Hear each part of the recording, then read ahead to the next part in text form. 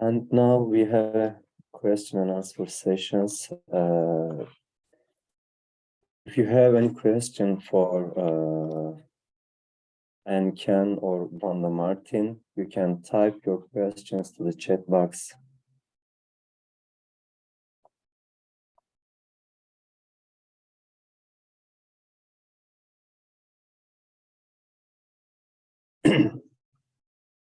Actually, I saw a question from Zimbabwe, but I don't know who will respond to this. I can ask it to both Anne and Wanda. You can answer this question.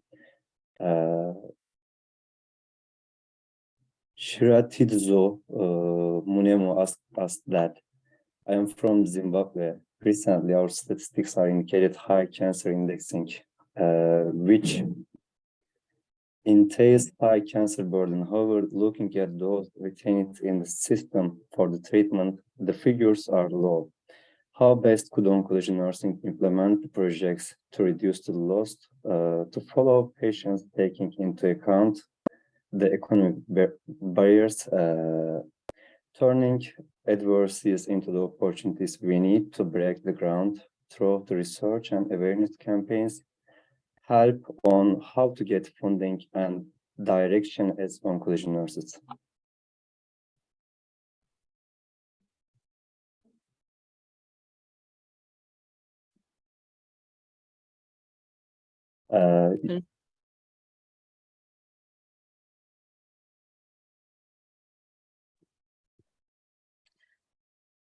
Well, again, am I an expert on oncology? No. Am I have more knowledge than gain people's attention? You've just got to really spell out the facts, tell the story. Stories, as has been said already, are exceptionally powerful. Try to get either your local newspaper, radio station, television. Try to get in on those interviews and expose what you've so eloquently put in your question. These are the facts. I am a nurse. I am telling you this is what's happening. Can you gain public support? Would you gain the support of others in the healthcare team by doing this? Don't go out alone. Probably you wouldn't even be invited on alone. Try to go with a family. Try to tell that passionate story that we're so used to seeing, but not everybody is. You know, we've had comments about what we've seen on that Pakistan presentation. You can't forget you've seen it. You can't forget the facts that we've just been told. So really, tell the story. Tell the story with the person, with the family, and make sure your facts are right, and that you present it in that way. That's how I would want you to do it. If I can just address Annie's question about where do we start, and at home. At home is one place, and yes, it does help to, as much as you can, walk the talk and be engaged in that way. But what you really need, I think, more so is to be working as a group and to be identifying the areas that are of most need. So if it is emergency management, if you are in a high risk area, then emergency management is going to be the place to start, and what needs to be done there to make sure that you have a robust system that can respond. And so it very much depends on what sort of threat your area is under, and localizing, thinking of that global picture, but localizing your actions and working together. It's only, we need to amplify the voice of the health impact and make sure that the politicians really do understand that this is an investment and that we need to actually be helping low-income countries as well. It's not fair to be sitting in Canada and be reaping all the benefits when we've been such a major polluter. Exactly.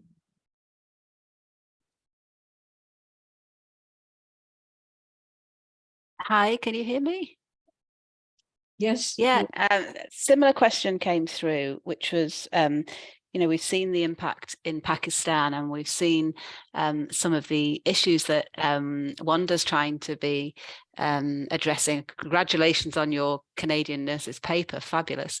And Anne's called us to action. But you know, nurses on this call today, what can they do tomorrow when they go back to work? How can they start the conversation with others? Do you want me to be? I'll go first again. You go ahead. That's okay. Well, I believe this is being recorded, and I don't know whether you would be able to have the opportunity to show some of the presentations to colleagues. But, you know, if you're not informed, if you haven't been shown the tragedy that's happening around, well, maybe it's not as easy to start to form a group. Wanda and I agree. You can't really do this alone because you haven't got the time or the resources. But collectively, you can invite your seniors, your managers, your politicians, whoever it is that you can influence, to a group conversation about what you're trying to do, about how this act of a form of prevention will economically, in the long run, be worthwhile, because prevention is, it does save money. Prevention does save the tragedy of what we've witnessed recently in Pakistan, and it's so depressing, because I can see it on the television. And I can't do anything about it other than donate some money to an appeal. And we must be able to do more, and we have to do more. And so through the International Council of Nursing, through saying to you, let's, if we can come into your group talk, we will. If you, whatever you feel you need, look to this amazing group, World Oncology Nursing, and ask for help, but progress it to showing the facts. That's what you're doing. You're saying, now, I'd like to make sure that we as a group are concerned about this. What do you think? What would you do?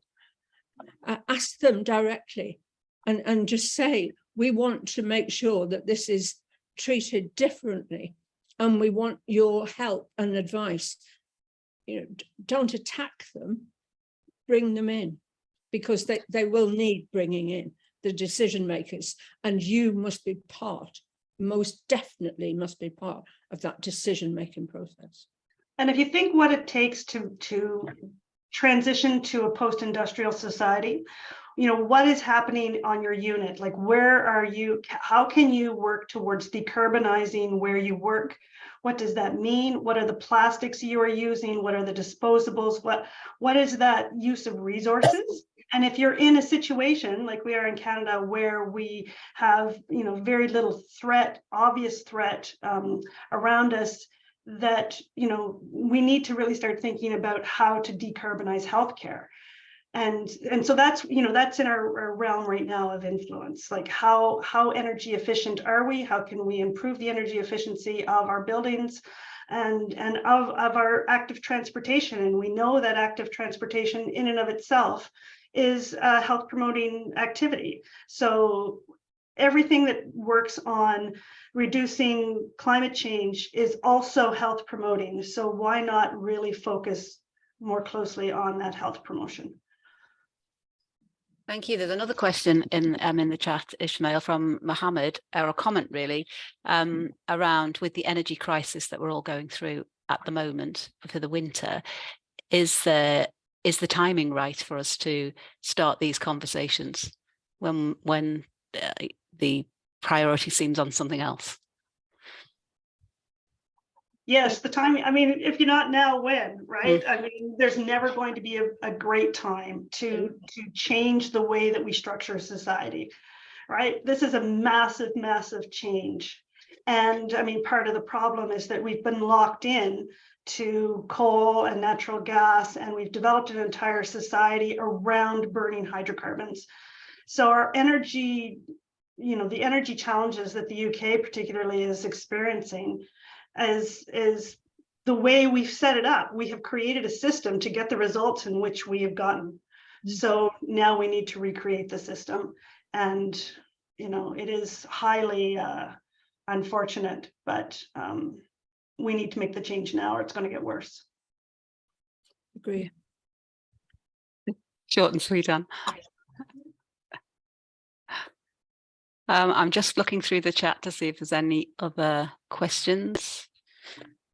I've got two areas that they come in, so forgive me if my head goes up and down.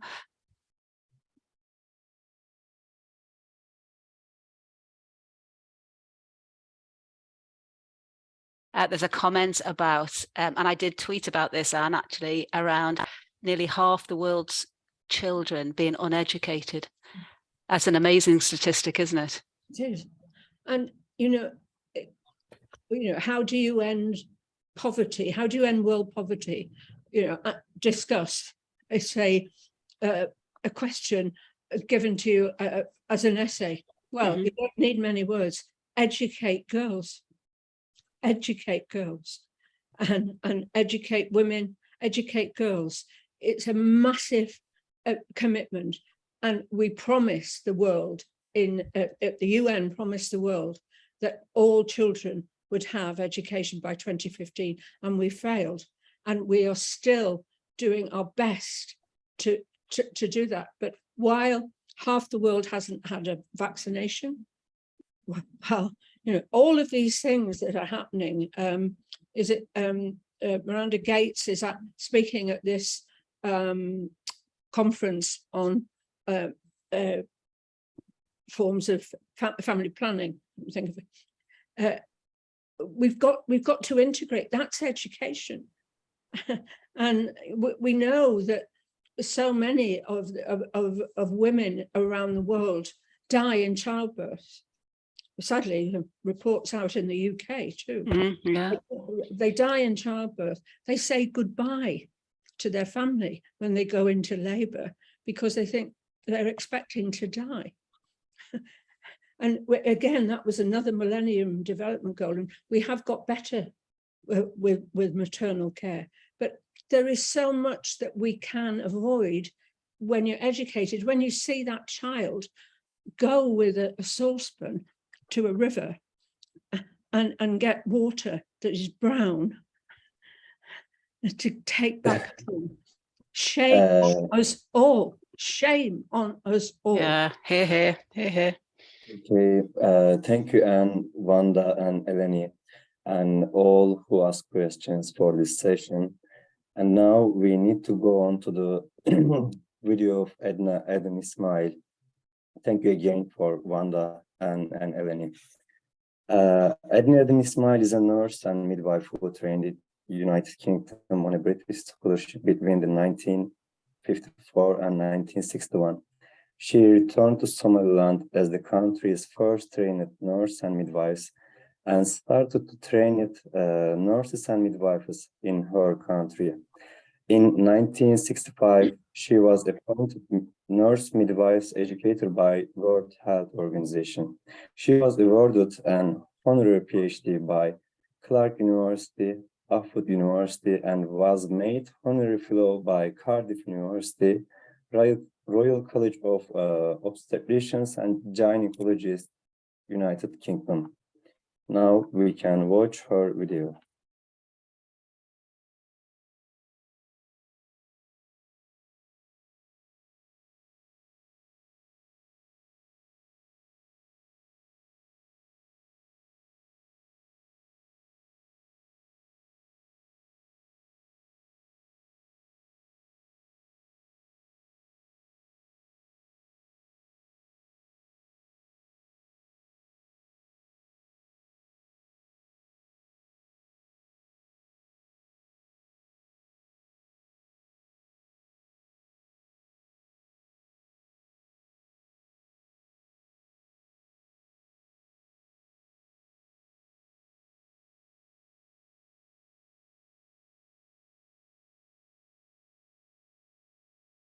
While you are opening the video, I want to say thanks to the Dilnashin. She just joined us. We watched her video from Pakistan. Thank you, Dilnashin. Thank you very much for appreciation. And I want to share one thing that during this climate change and during the disaster, I came to know one thing that because in Pakistan we have a large family system. So during that time, some of our patients neglected from the parent point of view, because they are focusing on their healthy children, and they want for the safe place and food and shelter. At that time, we approach them and motivate them that don't worry about the sick children, and we try to evacuate from from that area through boats and through the some airlift, so we can save many of our children. But unfortunately, some children we cannot reach there, and they have massive injuries, and they get infected. So we have to work a lot here, and we want to do many things, and on education for patients, for parents, especially education for parents, because they are first who are with the patient. So we have to educate them. We have to provide them the emergency things, and the local healthcare workers who are working there in the basic health units, they should know the basic. They should have the basic knowledge of how to handle these patients and which are the emergency services. If we don't have the transfusion services at that area. So we learned a lot during this disaster, and I am very much worried and trying to do something, and so we will not face that in future. Thank you very much for giving me time and for appreciating me. And so I request all of you that if you can help for educating material or something, that some ideas that how we can save our children and how can we educate parents and which modes we can do. And I forward my recommendation to my seniors and also to political personnel, so we can do something on bigger level, on governmental level. So we will not face in future, I hope, and I will try my level best. Thank you. Thank you, Dilnashin. I believe they will respond to you in a private message or email. Thank you for your contribution to the conference. And now we are watching the Edna's video.